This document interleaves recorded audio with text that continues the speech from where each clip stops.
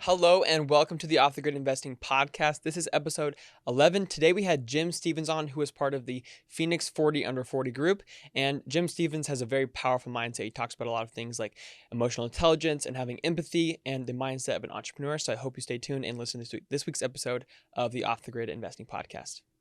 Sales is the hardest occupation, in my opinion. And I don't mean disrespect to other much more intense occupations, right? Those that are saving people's lives.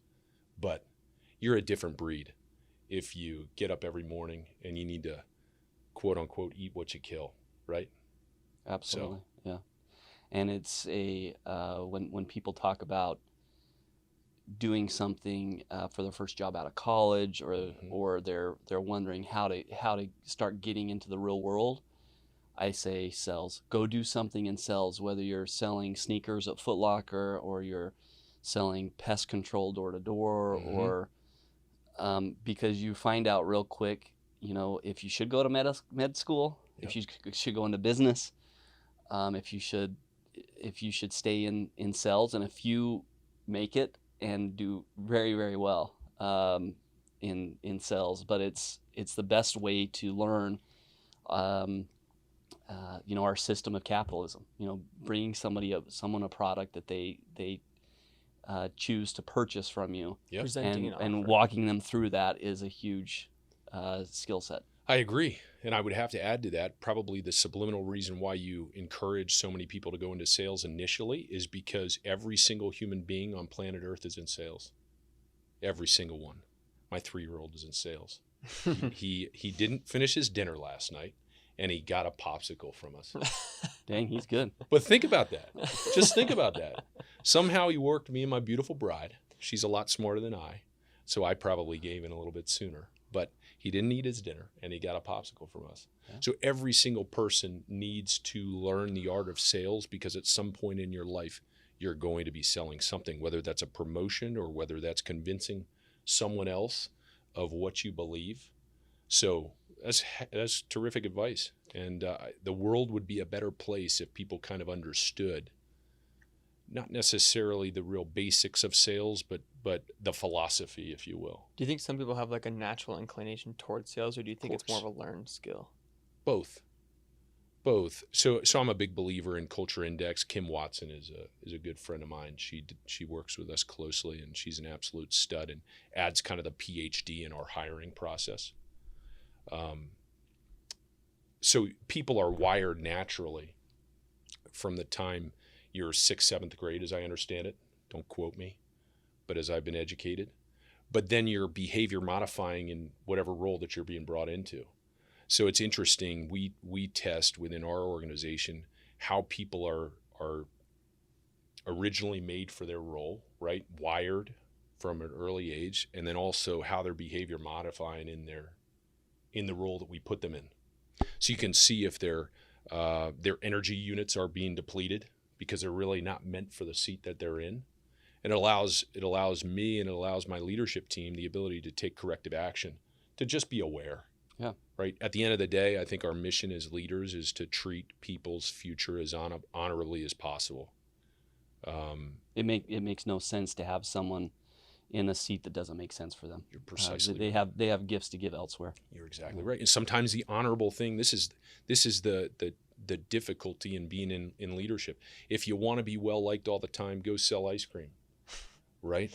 You've got tough decisions to make, but if you truly are treating your employees' futures honorably, sometimes the honorable thing to do is to transition them into a role that they can succeed in. And sometimes that role is not even in your organization. So what's the time frame where you kind of give somebody who doesn't have a natural sales ability but is really eager to learn, and they have the passion and they're putting in the time, to where you kind of say, okay, this isn't the right thing, and I'll just kind of caveat, I did summer sales in college, door-to-door selling alarms. I'm from Utah, so I'm familiar with that industry, but It's a huge industry up there. All the return Mormon missionaries come back from knocking on doors for 2 years, preaching missionary work. and then they need a job, and so they go and do door-to-door selling, pest control, selling alarms, ADT, style alarms. And one of the guys who I hired was about Grayson's age, like 19, 20, Mm-hmm.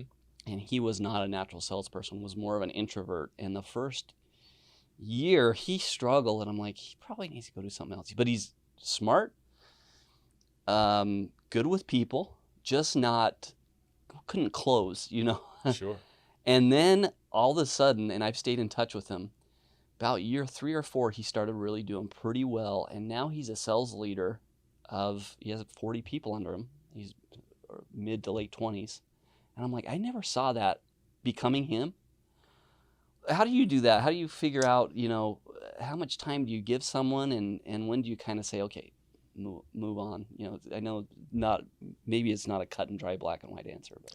Yeah, no, it's a heck of a question. For me, in my role, I think you really need 18 months to make a determination on someone. And I think the challenge is, right, you hire salespeople, or traditional organizations hire salespeople and want an immediate return on investment. And for our industry, right, I'm in the moving industry, so it's commercial moving that I specialize in. We're part of the Muscular Moving Men family. So, enterprise-wide, we're supporting the movement of anything, anywhere, at any time, really. So you do residential with the Muscular Moving Men side. By the way, how muscular do you have to be to work there? Well, no, Josh and Justin are absolutely terrific business people and leaders in the community. They're Arizona natives. And I was really taken back by their commitment to overall culture. We've got a gym in our warehouse, and our team members, leadership included, are often seen working out in the gym. For me, I was a college athlete, but I never really took lifting weights seriously. For the last year and a half, 3-4 times a week, I'm lifting. So it's not a requirement, but it's encouraged. Would I fit the qualifications, you think? I think you'd fit the qualifications. You might not. You might take a nap after we work out for the first week or two, but yeah. Yeah, and I mean, if you're hiring somebody, you expect bunch of meatheads to show up and move your refrigerator by themselves, and I think that's great marketing. Going back to sales and marketing, I love the name when I saw it on the website, because it's distinctive, and it's fun to talk about, and that's actually what you want when somebody shows up. Is like, I don't want a bunch of I want people stronger than me to handle this, because I don't want to deal with it. You're exactly right. The unfortunate reality about our industry is that the majority of crew members smoke. The majority of crew members are not in shape. They're neglected by and large, which is a real shame. I think, look, we are an essential business. We not only survived, but we thrived through the pandemic, because when people are most in need in a time of transition, and think about the clients that we're supporting those that have just gotten married. They're moving in with their new husband or wife, and they're moving. We're supporting the elderly that are transitioning to senior homes. We're supporting those that are going through really difficult times, like a divorce. So our services are supporting those that when they are in need, we are a service that should be reducing stress. And so for Muscular Moving Men was not an accident. Josh was a former natural Mr. Arizona bodybuilder, and he takes a lot of pride in that. The Naturals went through rigorous drug testing. And I mean, as he would tell you, for, outside of sleep, every single moment that he was training to compete was regimented and disciplined.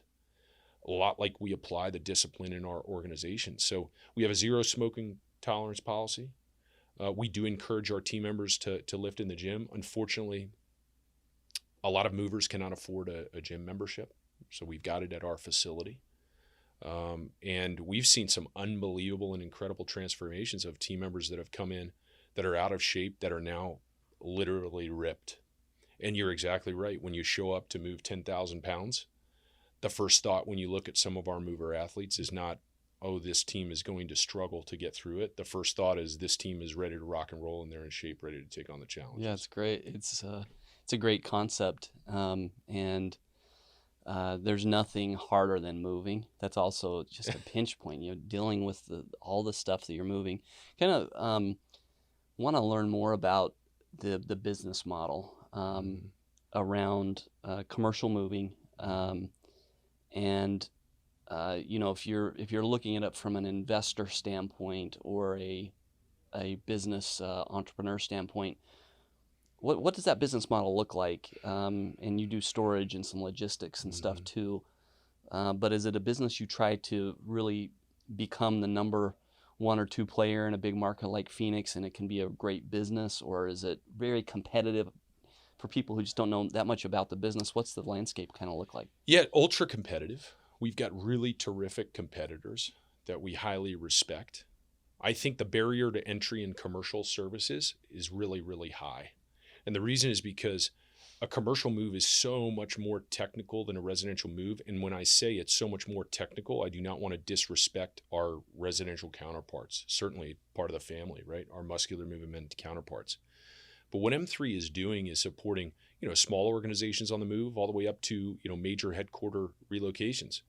And from an investment perspective, our average move is 4 or 5 times that of a residential move. So, okay, top lines are going to look a little bit more healthy. But coming with that is about 10 times the complexity, 10 times the chance of change, 10 times the number of dynamic impacts that it can impact schedules and expectations of a client. And we're always attempting to marry, right? Disappointment lies in the gray area between expectations and reality. We're trying to marry that all day long. And for a residential project, just think about the psychology behind that. If my wife was moving out of Las Vegas, which she did, to move to the East Coast, she's putting aside a set amount of time to do that and make that transition. She did hire great moving. I mean, I moved her, right? Yeah.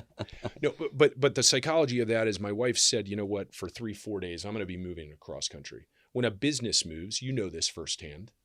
If we came in and moved your organization right now and said, it's going to take 4 days, there's a hard cost to your bottom line for you guys being offline. And the pandemic assisted in that, the work from home movement.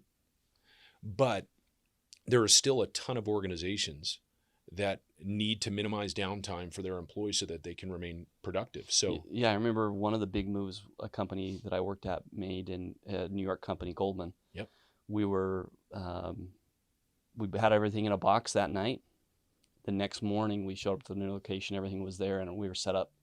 There was no downtime. Yep. And they had, they moved, 5,000 people in overnight. And they had, obviously they had planned that really well, but you can't lose that downtime in a commercial move. It's money out the door. You're precisely right. So from a competitive landscape, everyone in this market is really charging for the execution of the move. The challenge is a commercial move demands so much more than just the execution of a move. And the market has not allowed the ability to turn and say, well, I'll do far more than others, so I'll charge for it. And in that respect, if I didn't absolutely love commercial moving, I wouldn't touch it with a 10-foot pole. I love it. My father's a statistician. I'm analytical. I'm running metrics all the time. I'm a numbers guy. Josh is a numbers guy, my partner. So call it a passion project that just became a career. Yeah. And I also was very fortunate to be schooled with one of the most elite moving companies in the world, for that matter, at JK Moving. And I was mentored under people believe they know what that organization is doing, and they have no idea. And when you spend time there, your eyes open up and you go, that's why they're growing at an accelerated pace, at a highly profitable place. That's why the team members that are coming out of that organization are elite contributors to the industry. They're nailing it. And I was a byproduct of that. So it's taking what I learned there Certainly trusting my gut and trying to bring something new and refreshing to this market. That's been kind of the mission. Yeah, so taking a quick step back, I know you went to Lehigh University in Mhm. Pennsylvania. Sure did. What did you major in, and what did you like think of you were gonna do in college, like as a career? Did you like think you like automatically think you were gonna go into moving? No. So I was a marketing major. I wanted to play professional soccer, and I wasn't good enough to do so outside of the minor league. So I Mhm. played in the USL. I played in 2006 for the Harrisburg City Islanders and Real Maryland in 2009. That's after college. That's after college.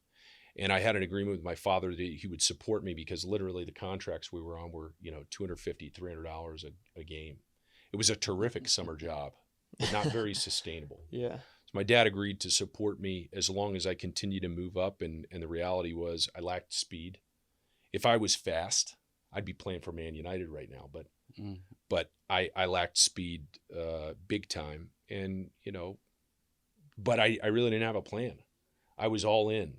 I'm somebody that when I convince myself of something, I'm going to go all in with it. I'm going to stick to it. No plan B. No plan B. Mhm. So I interned for a moving company, and I was interviewing for entry-level sales positions elsewhere. My old HR director, Robin Walden, reached out and said, "Why aren't you coming in and interviewing at Relocation Systems?" I said, "I'll never work in the moving industry again."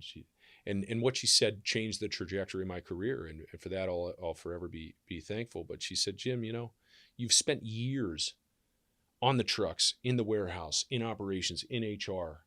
You understand the ins and outs of the business more than someone that's 21 that's never been exposed. So I believe you could hit the ground running as opposed to coming in and needing, all this training." I said, "Okay, I'll go in and sit down." And that's exactly what happened. I mean, hit the ground running with just more knowledge than others, started selling, and then JK came and, essentially acquired the organization the following year. And I was shifted to the commercial services division, which I was excited about. I was in no way, shape, or form an expert when I walked in that room, thought I was. Yeah, there was no plan to join. When you say selling, what do you mean? Do you mean like you're on the phone calling businesses or Mhm. somehow seeing businesses that are potentially moving and then trying to sell your service to them? That's the Or challenge, right? That's the challenge. So for investors out there looking at a commercial moving business, right? The challenge is we could drive up and down this corridor, and if there's any residences, you see a for sale sign. So what's fascinating is my old company was started by Chuck Kuhn and named the company JK after his father. His father was his first employee. And as a 16-year-old in high school, he walked around the neighborhood to for sale signs, knocking on the door. As I understand it, a lot of people didn't feel really comfortable trusting their life to a 16-year-old. So his father, Jim, was his first employee. And what a great marketing idea, right? Yeah. There's a for sale sign. Somebody needs to move at some point. I'll drop off a card and give a free estimate. Mm-hmm. The challenge commercially is that businesses don't have For sale. leases up in Yeah. 3 months signs. So to find clients is a lot more challenging, and a lot of it is hard work in building relationships with those that are making key decisions. Yeah, I mean, that would be a long-term commitment to Yep. say, hey, we're going to build this business, because your clients are not going to just come beating down the door when you open up. You have to build relationships, whether that be with commercial brokers, commercial leasing agents, Yeah. I think about a company like ours. At some point, we'd look to move. Now I have a reference point. Yeah, Before that, I sure. have nobody. I don't. Sure. You look it up in the yellow pages, which don't exist anymore, and Right. you Google it. But I would much rather use somebody who is referred to me. So it's a It's- long-term. The commercial side would be a long-term commitment to build that brand, And to it- build a business. It seems like you like in some sales positions you could sell like a service or a product to someone multiple times within 10 years, 20 years, but with a business they generally probably don't move more than like once every 10 years. I don't know what the stats would be there, but every 5 years, I don't know. It's about every 5 years, every 5-6 years on average. Mm-hmm. And the larger the account, the more the opportunity that's happening inside of the account, right? Yeah. So your major organizations are doing, inter-office moves and stuff like that. Yeah. And I agree with you. The challenge with brokers is, brokers are after a lease and they're moving on to the next lease. The last impression that is made on their client is the move, but it exposes them to a mass amount of risk to attach themselves with a broker. So trust me, I've prospected on brokers my entire career, and it's very, very difficult to create a value proposition where a broker turns and says, yes, I'm going to refer you to all of my clients. Yeah. The risk reward again. So when you guys decided to launch after you were with JK, 9 years, 10 years? I was with JK 11. 11 years. So Yep. you're at a big company, stable. That's a long time to be at a company. You're in a senior position there. What was what prompted going and starting your own thing? I'd call it kind of 50% business and 50% personal. So I was one of the most unemotionally intelligent human beings, probably 5-6 years ago. Yeah, no one of you guys would not have liked me at all. So talk about what that means. What does emotional intelligence mean? So emotional intelligence to me, and it's I'm not going to pull out the technical definition, but the best way that I put it was the emotional intelligence is the ability to connect with another person's heart, really understand what they feel, what they're going through, and be able to empathize with their current situation. So there is a story, and I'm at a big sales conference, and we've provided kind of a personality index test prior to, and when this thing kicks off, the moderator goes, "Who's Jim Stevens?" And I'm like, "You've got to be kidding me." So he stands me up and he says, "Jim Stevens has an empathy meter of 2 out of 100." And he was dead. I mean, he was dead on. He pulled you in front of everybody and said, "This guy has no empathy." Donald Trump has a 3 out of 100. Yeah, terrible. You're in good company. Yeah. Listen. Yeah. It makes sense. It puts it into context. So a 2 out of 100. 2 out of 100. I am I can be an unempathetic son of a gun, and I've needed to behavior modify to make sure that I'm just more aware of my actions. But I would run teammates over. I am a person that if I'm given the task of taking the mountain, my old self would have run up the mountain, throwing teammates and everybody off it in my path. Yeah, I mean that's probably why you played professional sports. I mean, sports, yeah, team sports. It gets you so far, and then at some point it might also limit what you can do. Right. And so I think I was, we're talking probably 5-6 years ago. I was given an ultimatum by my former organization to change and work with a professional coach, or frankly get ushered out the door. And it was the best thing that's ever happened in my career. At the time, though, and this is very personal, but I was a pretty bad husband. I was a pretty bad father. I look back with a lot of disappointment on who I was,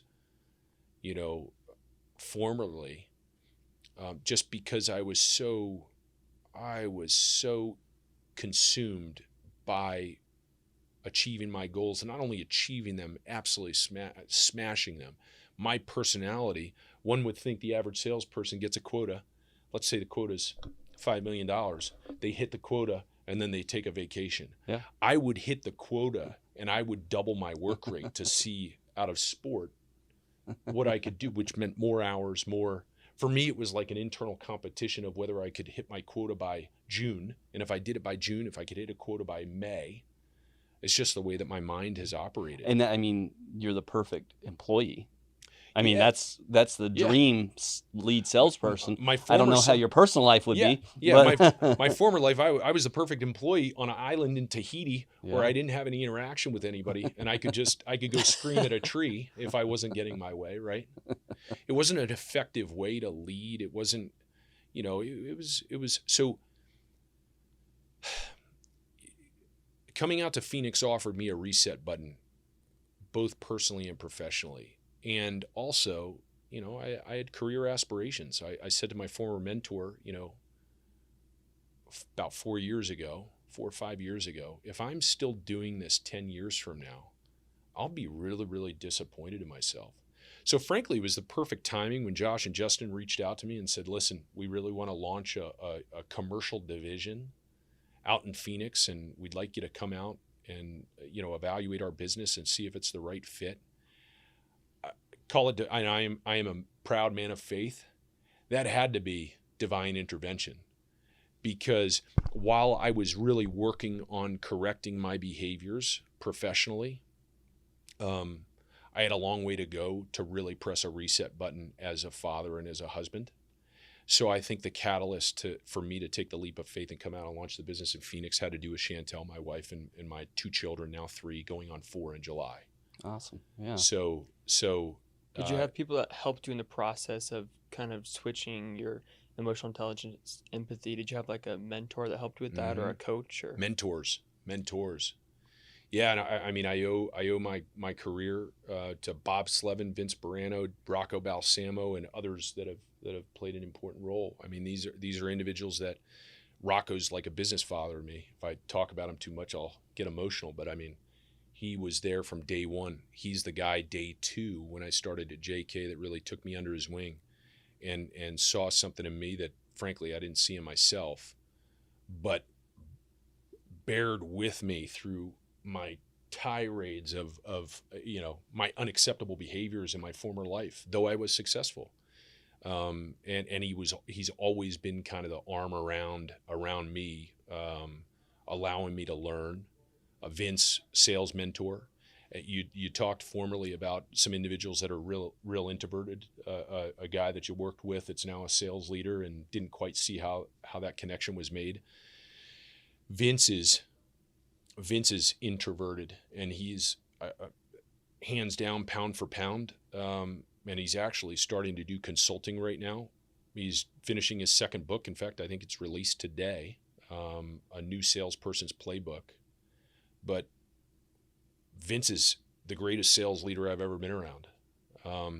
So really provided that mentorship and coaching and guidance, and again, understanding of who I really was, but who I was working to become. And then Bob was the PhD. He was the psychologist behind it all, providing kind of, coaching and mentorship and training. But I look back almost disappointed with who I was, but also very proud of, who I'm becoming, because I'm still a work in progress, right?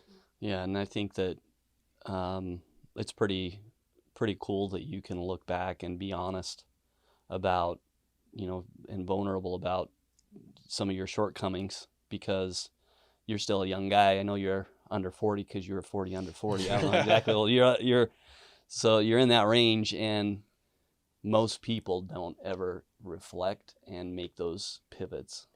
In my life experience, they are not open enough to hear when somebody gives them feedback to go, actually they're right, and that means that I have to change.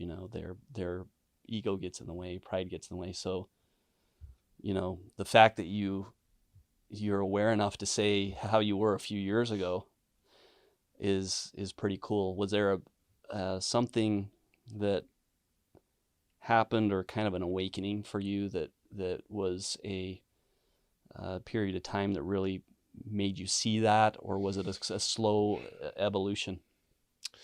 I would say that it was an awakening. I had a former VP that sent an email out. It was a email out to the general sales team about a policy change that I didn't agree with, and let's just say I should have been terminated immediately based on the response that I sent back his way. And the challenge, the sad thing about it was this is a dear friend of mine, and Brian McGinnis, who's another unbelievable sales leader, just an incredible human being, but caught me on a bad day. I didn't agree with it, and so he deserved to get my opinion. Had that not happened, I don't know that I would have really been aware. At that point, I was sat down by my boss's boss. Vince was in the room, and really it was a talk that needed to happen. I mean, I walked out feeling like I didn't know if I was going to continue having a job. And so 24 hours before I could walk on water and make it rain, number one in profitability, leading the way in top line revenues. And 24 hours later, I'm humbled. You know, I've upset somebody that I so highly valued and respect just because of my own arrogance. So it was, you know, that's when I really started working with Bob again. So a lot of people don't know this, but I worked with Bob early in my career and then almost applied a Band-Aid to it and said, oh, I'm fixed. And then it progressively got worse. So I'll never forget Bob's first session with me back. Gosh, this would have been probably late 17, early 18. I remember Bob sitting down and saying, why am I back? And of course I'm, you know, well, Bob, you know, you know, there's been a couple things that have happened. And what I realized was, for me, I could easily attach myself to playing the role of victim. And it's so far from the case. I just, you know, so yeah, it was definitely that moment that I'll never forget. Well, and that's good stuff. I mean, life is very dull if we aren't open to growth in general, but those sorts of things where you can really be aware enough to say, you know, I was not the type of person that I wanted to be, you know, and yeah, there's people who I love in my life that they've just never been able to step back and kind of look from the outside in and see who they are. They just are still kind of stuck in their world. So I mean, I think that's pretty phenomenal. And then it kind of makes me wonder, you know, being an entrepreneur, typically, especially the first year or so of an enterprise, maybe even longer than that, can be pretty volatile. Mm-hmm. So you made it through some growth at this company. You're a senior leader doing really well. How are the first couple of years of the new venture? Was it all, you know, royal roses and profits and money, or what happened? Yeah, I mean, gosh, I mean, a mix of emotions, right? I mean, a lot of fear, a lot of anxiety, a mind shift in that I was a salesperson before, but now I'm leading an organization. And what keeps me up at night is a crew member coming into me saying I'm not getting enough hours. That's what keeps me up now.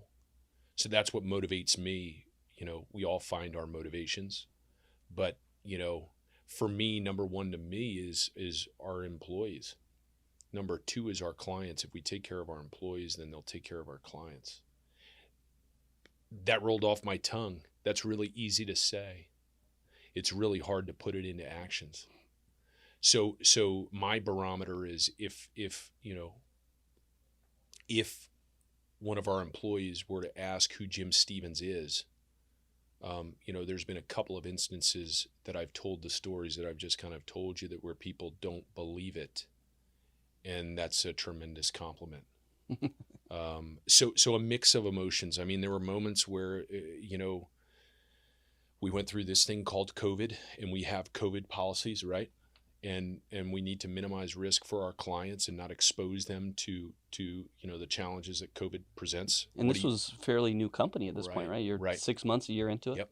So what do you do when you're moving a major law firm downtown? This actually happened last year. When you're moving a major law firm downtown and there's a COVID outbreak and we've got to take 20 crew members off the street, you know,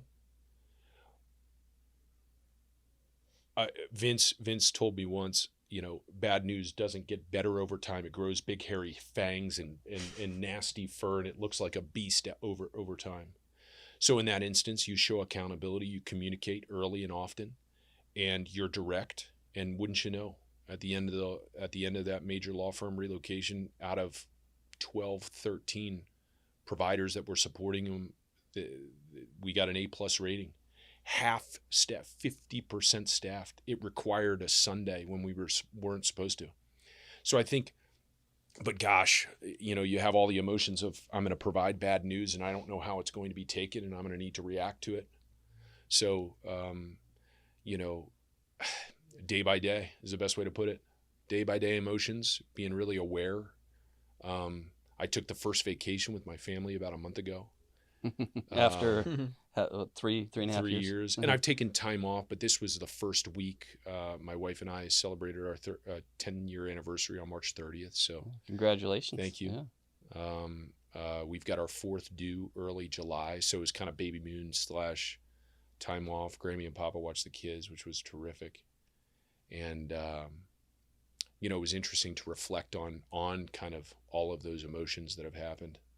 But yeah, all the natural emotions when you're changing your environments, you're putting your heart and soul out on the line, pouring yourself into an organization that you believe in, hoping that others feel the same way, right?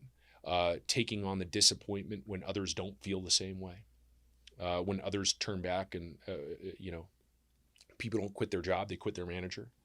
I've had people quit our organization.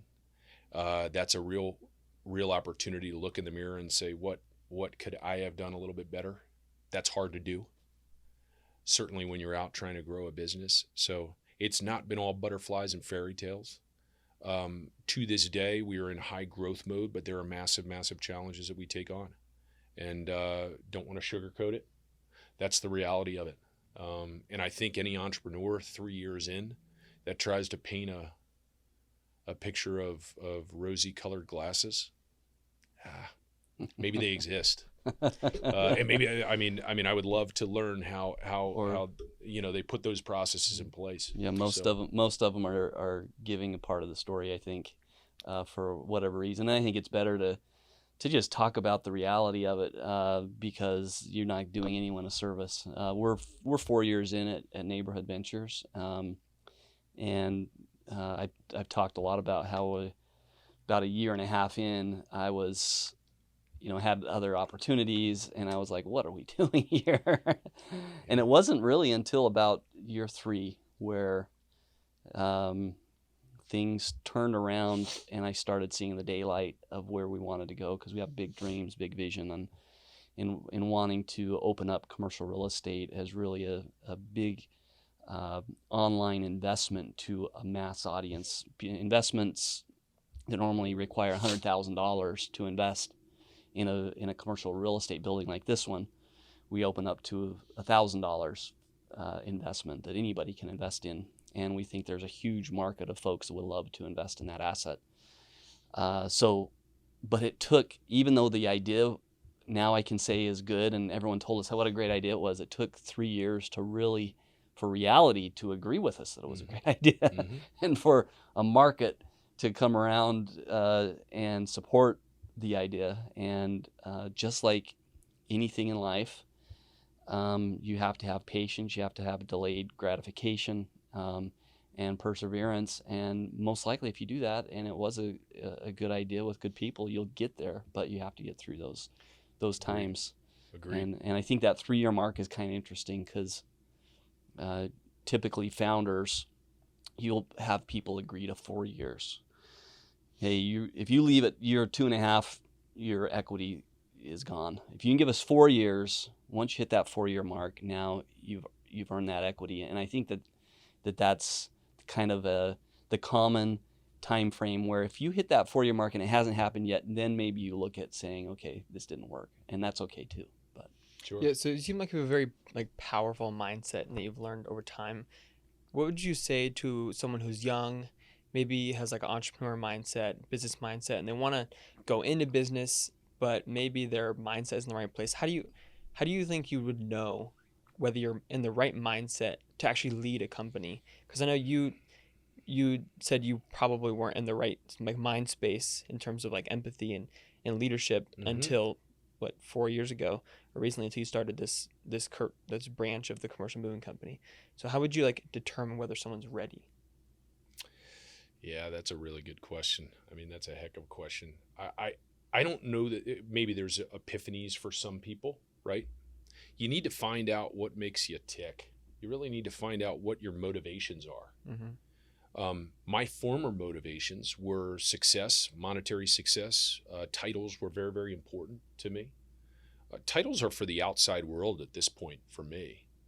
And look, they align yourself with who's accountable to who in an organization, so they are important to a certain extent.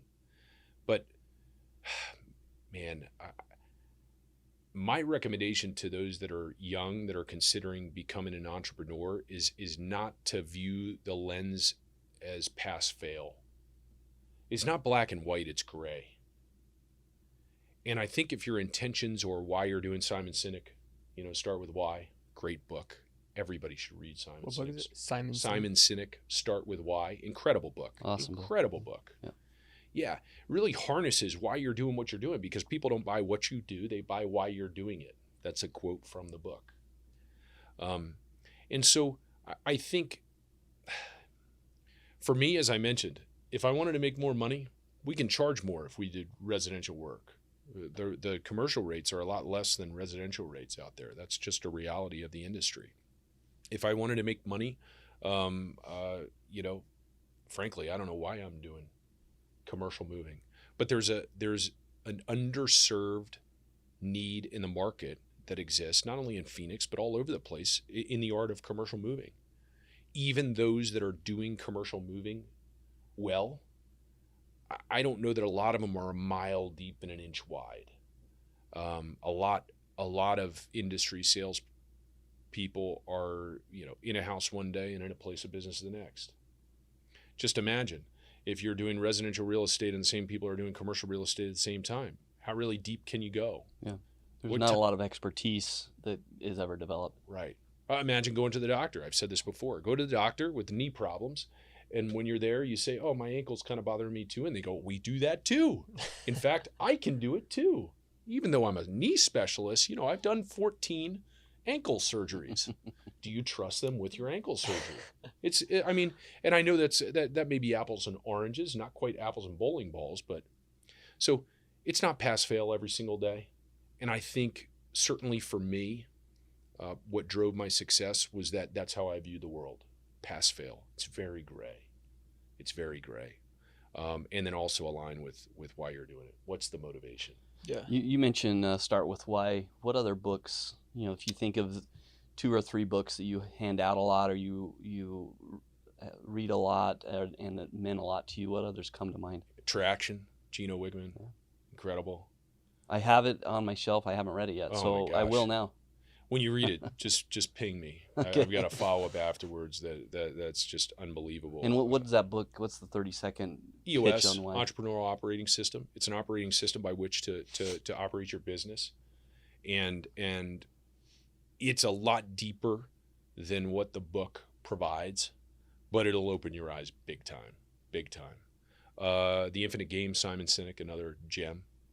The infinite game is, in summation, you have organizations that are playing an infinite game and you have organizations that play a finite game. The organizations that are playing a finite game are trying to win against their competitors. How the heck do you do that? How do you do that? I mean, there's no end of year, you go to a banquet and you say okay, everybody put their top lines up, and everybody puts them up and they go, good job, you just won. Okay, now when you've done that, put your bottom lines up. Good job, you've won. Nobody gets everybody in the room and says, how many lives have you positively impacted? And you put a number up to that. So it's this Bigfoot that doesn't exist that people just create. And I get competitive edge, trust me. Yeah, I get competitive edge. So whatever you need to do to psych yourself up, that's appropriate. But a finite mindset is very much like it's us against everybody else. And there are a ton of organizations, not only in Phoenix, but all over the world, that have a finite mindset. An infinite mindset is our organization is going to live on beyond us. Our processes are going to better the industry. Here's our mindset internally in our enterprise.